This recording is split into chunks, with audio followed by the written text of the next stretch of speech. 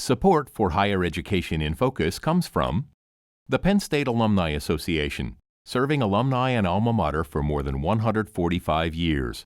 On the web at alumni.psu.edu. Penn State Bookstore, now in an expanded location in the Hub Robeson Center.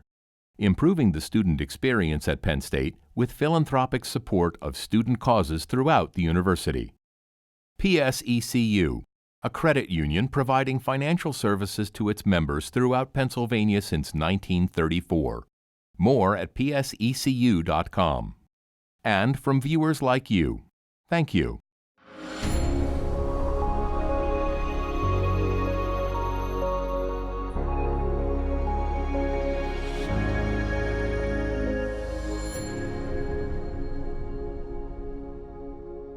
Since the concept of engaged scholarship was first introduced in the 1990s, we've seen outreach and service grow in importance in American higher ed. Today, engaged scholarship encompasses a full range of out-of-classroom experiences, from study abroad to service learning to community-based research, and it brings the vast knowledge of colleges and universities to help solve the world's problems. What is engaged scholarship in practice? How is this work funded and sustained?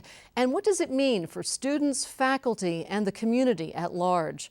In this edition of Higher Education in Focus, Penn State President Eric Barron will focus on how this so-called engaged scholarship is evolving. Here to talk with him are two university presidents from the state of Virginia. Both are leaders in the engagement movement. Jonathan Alger became the 6th president of James Madison University in 2012, and Timothy Sands joined Virginia Tech as its new president in 2014. Now, here's President Eric Barron. Thank both of you for being here. It's great to have you at the end of a successful conference here, and we're talking about engaged scholarship. Now, I often think about this as going way beyond the classroom. You're not going to class and leaving class and getting a grade. You're looking for all those things that really make a difference in extending that classroom experience and learning more and having a greater impact. And so if you think about that as the definition, why is this so important to student success? When we think about the concept of engagement in higher education, we're really talking, I think, about a very active learning process, not a passive one. At James Madison University, for example, we talk about engaged learning, community engagement, and civic engagement as cornerstones of what we do and what we provide for our students. And really, it helps them to apply the concepts that they're learning inside the classroom to real-world problems and challenges outside the classroom all around them. And I think that makes it much more relevant and exciting for them to see how their learning can make a real difference in the world. I agree. When we talk to our alums and ask them what was most important about their experience at Virginia Tech, a common theme is an experiential learning opportunity that they had, and often these are engaged learning in the community. Could be an internship where they're engaged with a startup company, all sorts of options there and possibilities, but it's this environment where they can practice what they've learned in the classroom in a real life environment. And so from the student perspective, and of course there are many other perspectives, but from the student perspective, it's absolutely critical to I think, a successful experience at the university. So you put the suggestion there that an internship is one form of engaged scholarship. What do you put on your list? What are the types of activities that you would include and say, okay, that's an example of engaged scholarship at a university? Well, I think there are a lot of different types of practices, and it'll be different things in different disciplines. So, for example, I think internships and experiential learning are a great example. Service learning in the community, especially where there's some supervision and reflection, can be a very, very powerful form of engaged learning. There are other things. Study abroad is a very high impact experience that 25% of our students engage in. Working in teams, working with people from diverse backgrounds in very active ways. I think there are quite a few ways in which we can do things that are active that really get students relating with one another. And I think the more we can guide that as faculty or staff, the better, so that they have a chance to reflect on, as you said, John, on what they're experiencing.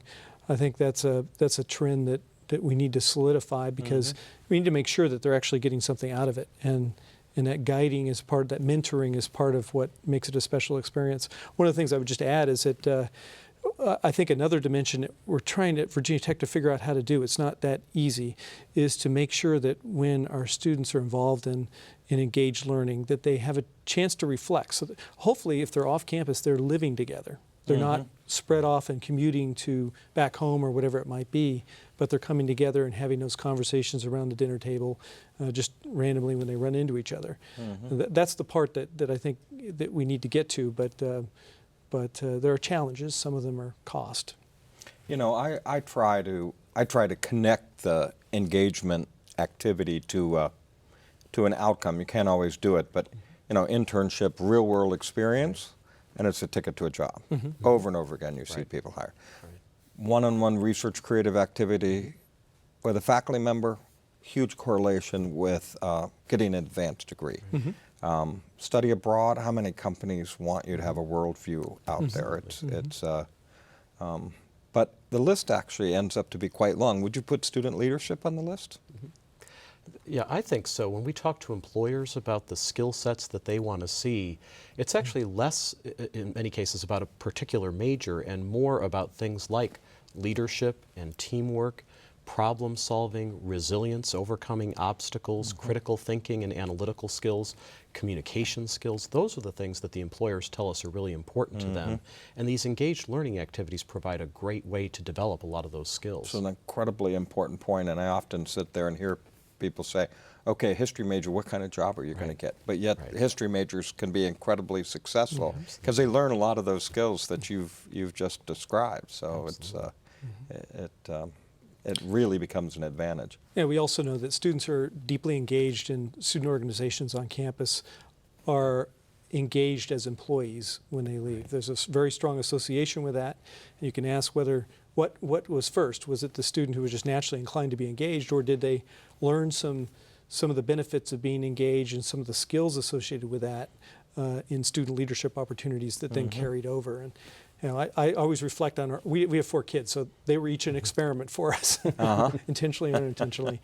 And I've seen both. I've seen some of our kids being just naturally engaged, but others, 1 or 2 of them came out of their shell, if you will, when they became engaged and realized that they had these talents, and then they carry on into the workplace. And there's an opportunity. Yeah, and it carries over even beyond the workplace when we talk about engaged citizens, people who are going to be involved in volunteer organizations and opportunities to better their communities, people who are going to be civically involved with the important policy issues of our time. So we're preparing students, I think, for a life, not just a career, but also for a satisfying life where they can make a difference with their education. And if you really want to be blunt and just say, okay, service, you're making a difference, but my suspicion also is, to be blunt, there are a lot of companies out there that look at that and says, okay, this is a person that would treat customers different. This is a person that would treat fellow employees different because they're giving back. They care about more than just themselves. So there are a lot of signals that come out of these types of engagement, I think, that make a difference to employees. Would you put entrepreneurial activities as an engagement topic? Absolutely. Oh, I think so. A student who's involved in an entrepreneurial venture of some sort, whatever scale, has got to engage their future customer. They've got to engage their partners. They've got to work as a team. They can't do it on their own. They've got to go out and find resources. And ultimately, they get involved in hopefully making an impact in their community or whatever that may be. So it's a very, I think, very strong and almost pure form of engagement. And really follows through on what they're learning in the classroom, potentially. Absolutely, and it gets students involved with taking risks, with working with other people. Very few entrepreneurs are going to be successful without finding ways to work with other people. A lot of these are really relationship skills that are incredibly valuable in any sort of workplace. You know, there are a lot of people that are starting to do assessments of this, and they look at it and say, you know, you're engaged in worthwhile activities. So is your peer group. These are your friends. If you're engaged 10 to 20 hours a week in activities, you have to manage your time better. So you're a little bit healthier and happier because you're getting this positive reinforcement and you're paying attention, and you're probably not as involved in some adverse behavior, and you're building your resume. Absolutely. And so this creates a tremendous success cycle, and they engaged students tend to have even higher grades than others because of all those different factors. So if we know this is such an important area for student success, what do you do at a university, yours, to help promote student engagement? Active programs, you know, philosophical bent. What are you sitting there looking at that you're saying, okay, we've got to drive students to go in this direction? Well, I think there are various approaches. We just launched a program called the Keystone Experience.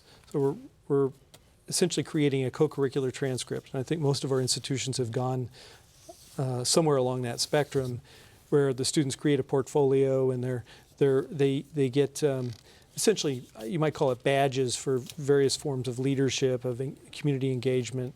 And we're trying to build that into and have it merge with the academic transcript. Because I think we've gotten to this point where it's so obvious, as you said, based on the research that's been done, that this is an important part of our students' experience. And so we have to figure out a way to recognize it. We need it to be part of the resume. And when the employers or the graduate schools look at the students and they see that they've been actively engaged, not superficially, but deeply, they're going to rise to the top. So I really like that idea to think about badges and having it connect to their transcript, and so that not only are you recognizing, but they're taking something else with them. So would you go so far as to say you're a service scholar? Is that a badge that you could have, for example? I'm trying to see exactly what a badge means. I think so, but you've got to validate it somehow. You've got to have some, you can't just say, well, I did that activity so I get the badge. It's got to be guided. There's got to be some evidence of some outcomes being reached.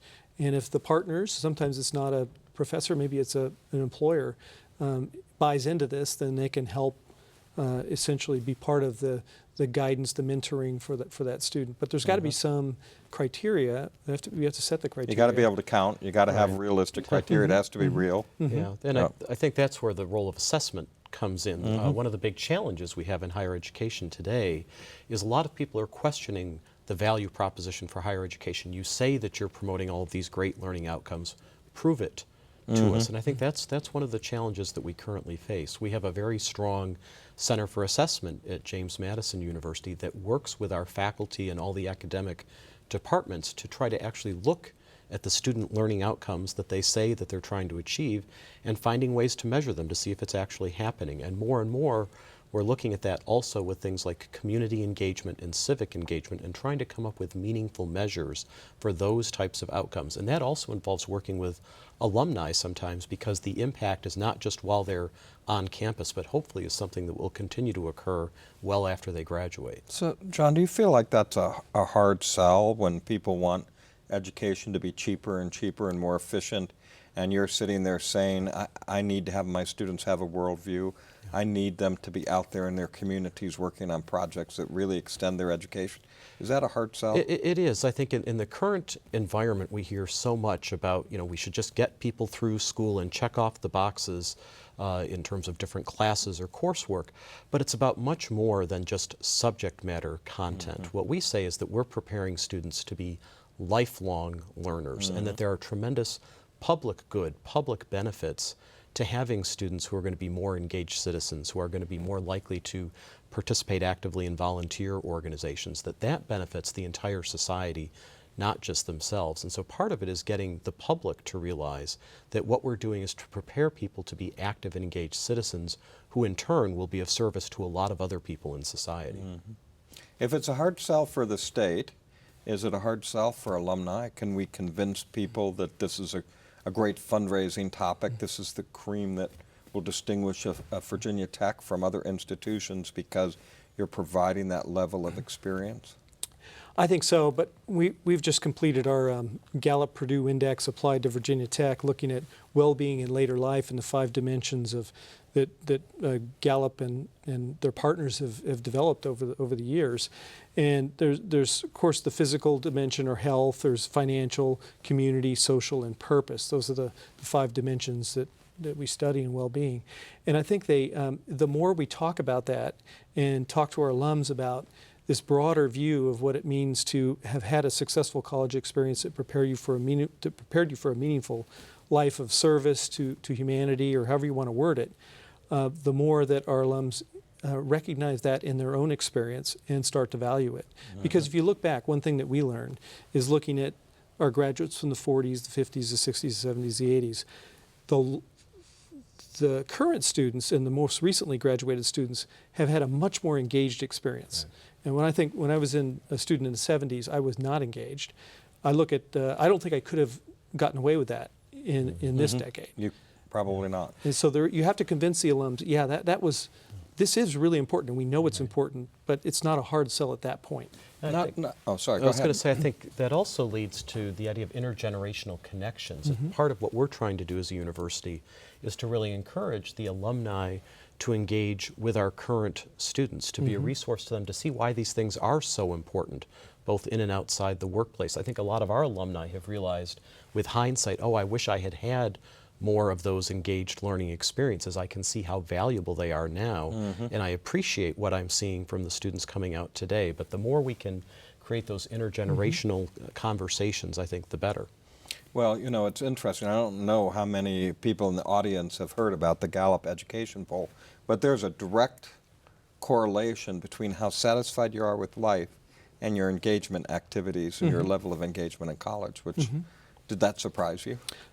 Well, not really, but it was interesting to see the degree to which that is true, and how many of our alums will say yes, that's something that they very strongly agree with, but it's not completely surprising. I think one thing I learned when I first became a university president was I could learn a lot by talking to our alums, and every time I got engaged, or my wife got engaged in conversations with alums, doesn't matter what generation, and you ask them, well, what about your experience at Virginia Tech do you remember? There are two things they always talk about. Engaged learning, they don't use those terms, but they always talk about an internship or an experience they had with a faculty member in the lab or whatever it may be. And the other thing they talk about, getting back to your point, John, is they talk about mentorships and how those are so important to their development. They do. So I'm not surprised, but on the other hand, I think it's not widely understood. There's certainly the public discourse doesn't talk about the value of that. As you said, they talk about how cheap can you offer a degree, how cheaply can you get our student through, and that's the wrong conversation. Yeah, when you think about what inspired people, so often what I hear talking to alumni is the names of individual faculty members, and sometimes it inspired them. Yeah, and sometimes the names of fellow students as well, but it's those relationships that really inspire people to better themselves, to dream big. And I think that's something we can't forget, that we are in a business that is actually about relationship building as much as it is about sharing content. Now, my feeling is, and I don't know whether you feel this way, we're really good at bragging about our institutions. You can't be a president without being really good about bragging. So we can go find those students that are incredibly engaged. Yeah. But who are we missing? Who's not? Because we can go find the perfect examples and highlight them, but we have a lot of people being left out. It's very stark disparities. We just finished a study of our own study abroad program and discovered, it's not too surprising, but about 14% of the students who do study abroad have financial need. So what that tells you is that this is an opportunity for the wealthy, and who isn't. And if you talk to the students who come from a lower family income, they want to study abroad just as much as the wealthier student. They just can't afford it, or think they can't afford it. Yeah.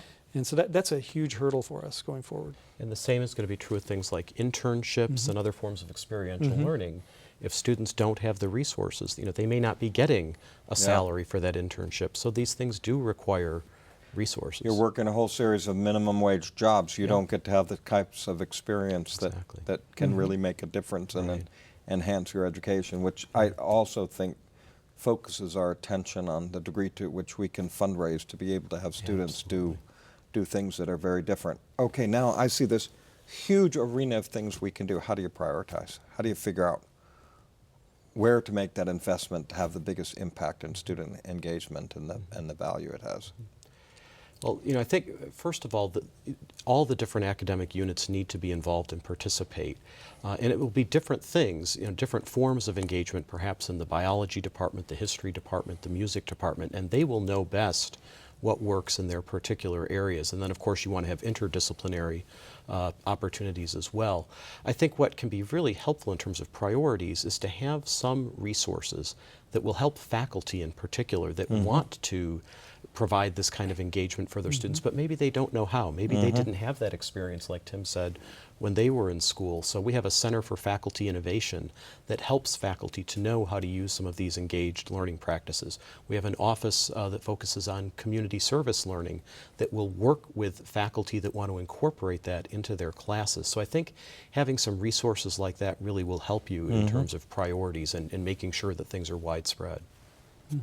Do we have to recognize and reward faculty for engagement? I think of all those faculty that are working on one-on-one with students. Is this their love and we shouldn't worry about it? Or do we have to consciously? Well, at the very least, we shouldn't punish them for it. Sometimes I think our traditional policies do punish them in some ways because it's a opportunity cost associated with it. They could have been doing something else. But I feel like there's so much momentum behind not only the students wanting this, but a large number of our faculty wanting to be engaged, especially I don't know if you've seen this on your campuses, but the faculty we're bringing on board now, early career, are all about this, about being engaged faculty and working with students. So I think the tide's turning, and they're the ones who will populate the tenure promotion committees. So I feel very optimistic, but there's a lot of work we have to do to figure out how to measure it, how to value it, so that we don't have this constant uphill battle. And I think that's where, as presidents, we can use the bully pulpit of our position to really celebrate engagement and good role models who do this. One of the things we did at JMU to try to support these kinds of efforts, we developed a faculty mini-grant program to support different engagement projects that faculty wanted to do but required a little bit of extra resources.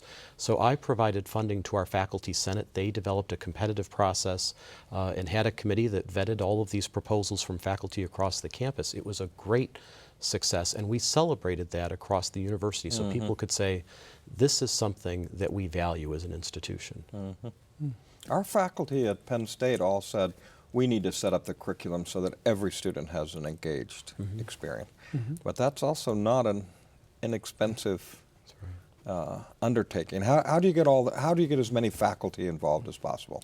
I actually think the way that you're doing it at Penn State makes sense to me. That we've been talking to our department heads and those who lead our academic programs about the concept that every track, every degree program ought to have a parallel sidecar in experiential learning, either an internship that's built in that our alums maybe come back and support, or if it's study abroad, there ought to be a way to spend a semester in another country or maybe another part of the U.S. and to have that not slow you down toward your degree. So we're challenging our faculty, but we're not at the point where I could say that every program has experiential learning built in where it doesn't slow the student down, and we need to get there. Yeah, and we have created an engaged university council to try to provide some leadership to work with all of the academic units, because I think what many of us find is there are 1,000 flowers blooming on our campus. There's a lot of engagement probably happening everywhere in all the units, but is everybody really getting that opportunity? And so part of the idea of our engaged university council is to try to look at that systematically to make sure that we could ensure that every student who comes into the university will have that kind of experience. Well, I think another interesting thing, because I also have a campus in which 1,000 flowers are burning. Blooming, yeah, good. And I think we lose a sense of best practices in there too, of what really works and has a level of impact. Will this have staying power?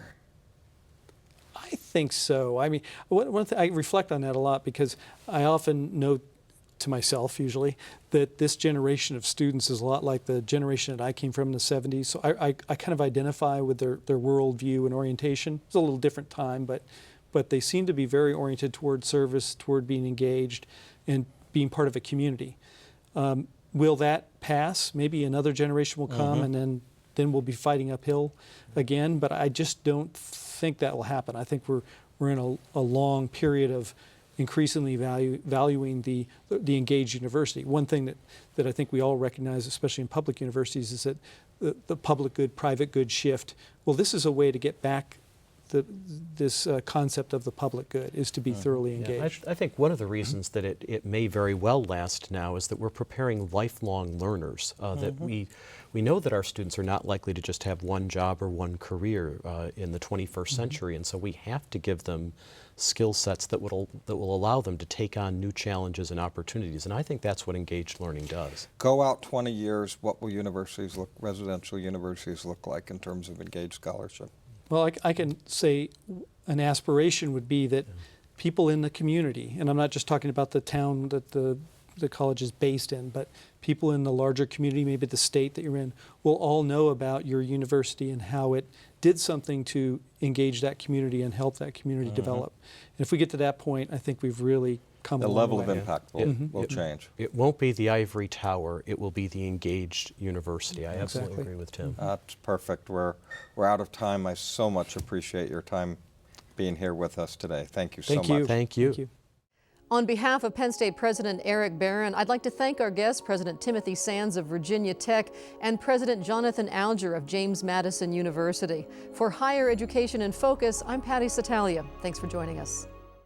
Support for Higher Education in Focus comes from the Penn State Alumni Association, serving alumni and alma mater for more than 145 years. On the web at alumni.psu.edu. Penn State Bookstore, now in an expanded location in the Hub Robeson Center. Improving the student experience at Penn State with philanthropic support of student causes throughout the university. PSECU, a credit union providing financial services to its members throughout Pennsylvania since 1934. More at psecu.com. And from viewers like you, thank you.